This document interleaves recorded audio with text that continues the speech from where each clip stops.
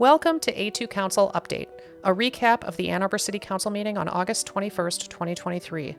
This meeting included comments and discussion about a plan to transfer over $6.2 million from the Ann Arbor Housing Commission into the city's general fund, additional Brownfield tax abatement for the developer of Detroit Street in Carytown, a rezoning to increase housing density at Newport Road, Bird Road, and Victoria Circle, a requirement to disclose home energy audits prior to home sales, and expanded hours for marijuana facilities to remain open until midnight. This is the voting chart for the council meeting on August 21st, 2023. Councilmember Song was absent. She was elected in 2020, and this was her 7th absence. There was one split vote on the question of a postponement. All agenda items were approved unanimously. You can find this voting chart and more information about this meeting at a2council.com. Like and subscribe if you would like to see more content like this.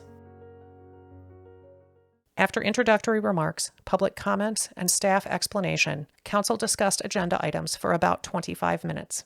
5 people signed up in advance to offer public comments. 3 of them spoke to topics on the agenda. Dr. Missy Stultz, Director of the city's Office of Sustainability and Innovations, gave a presentation on local and state sustainability efforts. There are bills around energy storage requirements and incentives. We're working on an increased outage credit. We're working on bills related to allowing microgrids, especially at critical facilities, but also more broadly. And there's even a bill to expand our statewide renewable portfolio standard, which we're excited to see. We're working on the home energy rating disclosure and the green rental housing ordinance to help protect residents from energy burden. And then, of course, OSI, EM, Emergency Management, and the Ann Arbor Housing Commission work really closely on expanding resilience hubs. The consent agenda included 13 items and expenditures of $7.8 million. 3 items were pulled for discussion. CA8 confirms the city's participation in a settlement of opiate litigation with Walgreens. The city is expected to receive less than $200,000 from this settlement. I just want to recognize the profound impact of opioid use disorder on our community members. It's crucial that we end the stigma associated with this disease so that those affected can confidently seek the treatment they deserve. Participation in the settlement was approved unanimously. Council then considered a plan to transfer $6.2 million from the city's Housing Commission back into the regular city budget as part of a purchase agreement. The property at 350 South 5th is currently owned by the city, and the Housing Commission is buying it from the city at its full appraised value. According to city staff, the money will be used to pay off debt and to support other initiatives. Earlier in the evening, a public commenter spoke to the issue. This is nearly 1 full year's amount of the affordable housing millage that we voted in. And one of the things that was said and that our expectations were based on is the idea that we could actually get affordable housing built if we did it on city-owned lots because we already own the land.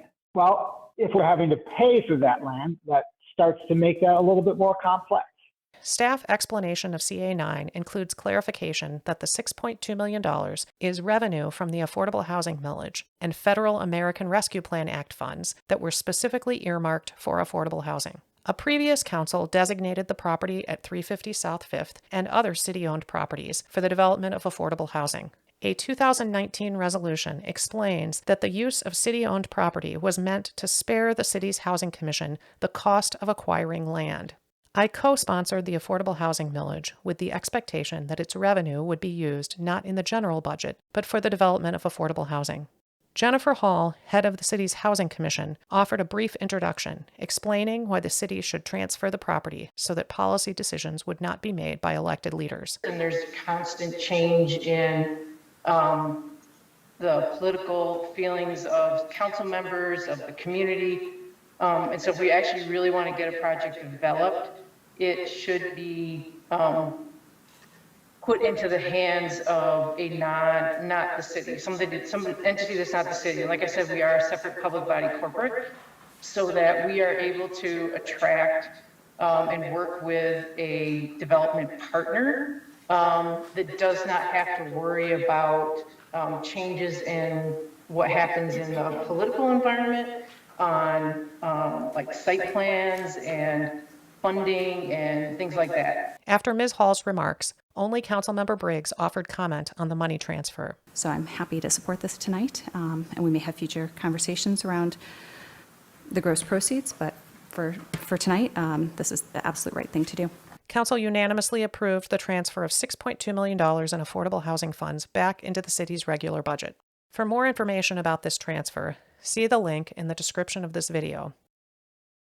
Council then considered CA6, an agreement to borrow and exchange emergency vehicles with the city of Dearborn. Fire Chief Kennedy explained. One of the biggest issues we're dealing with is the density and the vertical growth in the downtown. The need to add what we're kind of terming as a high-rise unit, basically a second unit downtown that can help address some of the vertical challenges. There's initial vehicle costs with that, and then to staff that with 24/7 coverage, that would be a 12 FTE request, and we're estimating that'd probably be north of 1.1 million for a recurring cost. These 3 items and the remainder of the consent agenda were approved unanimously.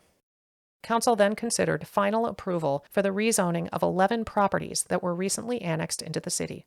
11 parcels on Newport Road, Bird Road, and Victoria Circle on the far northwest side of town will be zoned R1D, against the recommendation of city staff. At a public hearing earlier in the evening, area residents spoke out. I'm Linda Young, and I live at 2828 Englave Drive. My background includes participating in the Development Natural Features Subcommittee for the 1995 Ann Arbor West Area Plan and being a former planning commissioner for Ann Arbor Township.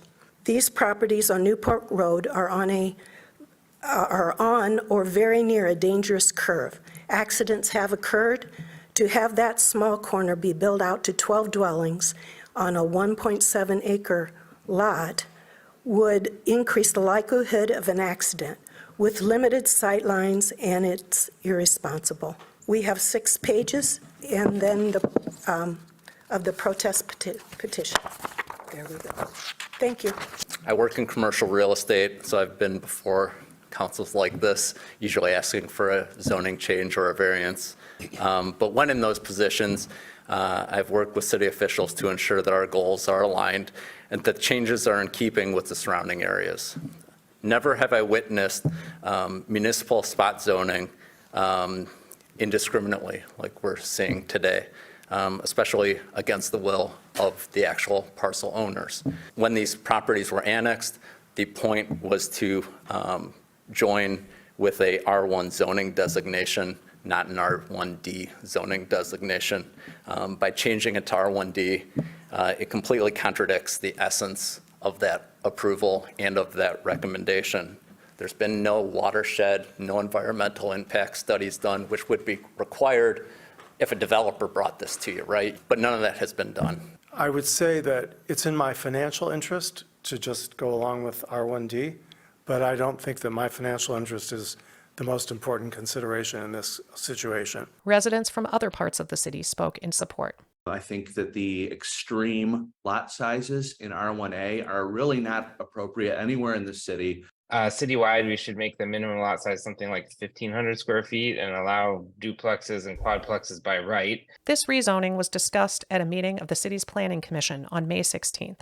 Mayoral appointees to the Planning Commission heard from city staff. Staff recommends R1A for all of the parcels since they are surrounded by R1A zoning and single-family zoning is consistent with the recommendations of the land use element of the comprehensive plan. Commissioners proposed their own ideas for zoning categories, and staff responded. I want to ask staff whether there would be another zoning designation that could work here. I was thinking R4C. I think choosing 11 parcels along the Newport Road corridor, which has long had a history of R1A zoning, and rezoning them to multifamily would be inconsistent with the current comprehensive plan. Would there be a similar issue and similar objections to just an R1 designation with a smaller lot size, like R1B? You're welcome to recommend whatever you'd like to recommend, but we are recommending approval of the R1A for consistency. When the Planning Commission substituted its own recommendation of R1D against the recommendation of staff, Council Liaison Lisa Dish voted against the rezoning. At the Council table this week, Councilmember Dish advocated for the rezoning. Now, it is true that planning staff recommended R1A, which is consistent with the surrounding properties. Planning Commission and City Council have discretion to reconsider staff recommendations in light of policy priorities. The resounding support for the affordable housing millage suggests that R1D is more in line with residents' values, priorities, and aspirations today. Council approved the rezoning unanimously. Council then considered a new ordinance that will require home energy audits for properties that are for sale. These energy audits must be disclosed to potential buyers, but the ordinance requirements do not apply to multi-story, multifamily housing, accessory dwelling units, mobile homes, or commercial buildings. During a public hearing, commenters spoke on the topic. When we look at contracting out for peak times, which probably will be at least half of them would be the assumption, during those peak months, they're just simply not going to be able to do it. I do wish there were fewer exemptions, but I hope future programs will address properties such as multifamily housing. Dr. Missy Stoltz offered 5 minutes of introduction. We have the energy and water benchmarking ordinance, which already requires multifamily and commercial sites to disclose annually their energy and water usage. We have the home energy advisor service, and we have the soon to be released residential rebates, as well as the Solarize program and numerous educational activities that we work on. In discussion, Council considered a substitute ordinance with reduced penalties for noncompliance and clarification that requirements for disclosure in advertisements would not apply to outdoor signs. These changes mean that the ordinance will return to first reading. It will have to be publicized again for the purpose of another public hearing. Council debated postponing the ordinance to October 2nd. I would like to move to postpone the first reading regarding the home energy rating disclosure ordinance until our October 2nd meeting. This is to ensure we are embracing an inclusive and wide-reaching approach to energy efficiency. The motion to postpone was defeated. The ordinance was approved unanimously at first reading, with additional amendments that will delay enforcement penalties, adding a 3-month grace period for fines. At a future meeting, the substitute ordinance will be the subject of another public hearing and a vote for final approval at second reading. Without discussion, Council unanimously approved an additional $624,984 of Brownfield tax abatement for the development at Detroit Street and 5th Avenue, across from Community High School. Without discussion, Council unanimously approved 2 agenda items at first reading. 2 properties on Ann Arbor City Road will be rezoned from R1C, single-family residential, to office. City staff clarified that this new zoning will permit full-time, dedicated short-term rentals on the properties. At a future meeting, this rezoning will be the subject of a public hearing and a vote for final approval at second reading. Without discussion, Council unanimously approved an ordinance amendment that will create a new category of marijuana micro-business and extend the legal hours of operation for all marijuana businesses in the city. In response to questions to the agenda, staff explained that council members had discussed permitting marijuana businesses to operate as late as 2 a.m., the same standard that applies to bars serving alcohol. The Ann Arbor Police Department recommended a closing time of midnight in order to assess whether the extended hours will cause an uptick in crime. At a future meeting, this ordinance amendment will be the subject of a public hearing and a vote for final approval at second reading. Without discussion, Council unanimously approved an $80,000 contract with Spark to provide economic support services for the city of Ann Arbor. Council then considered a resolution asking the Michigan State Legislature to ban the sale of flavored tobaccos and empower local governments to regulate the sale of tobacco products. Council made statements in support. Historically flavored tobacco, especially menthol, has been aggressively marketed towards Black communities, leading to disproportionate health impacts on Black and brown adults and youth. The resolution was approved unanimously. Council then considered funding for local organizations from the Community Events Fund. The funding was approved unanimously. Finally, Council considered a resolution directing the city administrator to ask for changes in the CLEMIS data management system. CLEMIS stands for Courts and Law Enforcement Management Information System, and it originated in Oakland County. CLEMIS is used for police reports, which include explanation of how and why officers initiate contact with people. Councilmember Harrison explained. The resolution I present today seeks to refine the CLEMIS system by allowing our officers to detail the multifaceted nature of each stop. We ensure that our data is as comprehensive and reflective of reality as possible. The resolution was approved unanimously.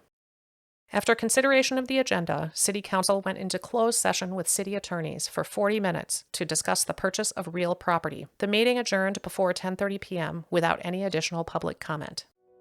For more details about this meeting, visit A2Council.com. Welcome to this week's A2Council Moment of Zen. After a new council has served 9 months and participated in 19 meetings, Mayor Taylor explains the process for recording non-unanimous votes. Roll call vote, please. So we haven't had many roll call votes, so roll call votes called by the clerk, starting with whomever's on point, and I believe I'm on point today. We'll start with Mayor Taylor. Roll call vote, please, starting with me.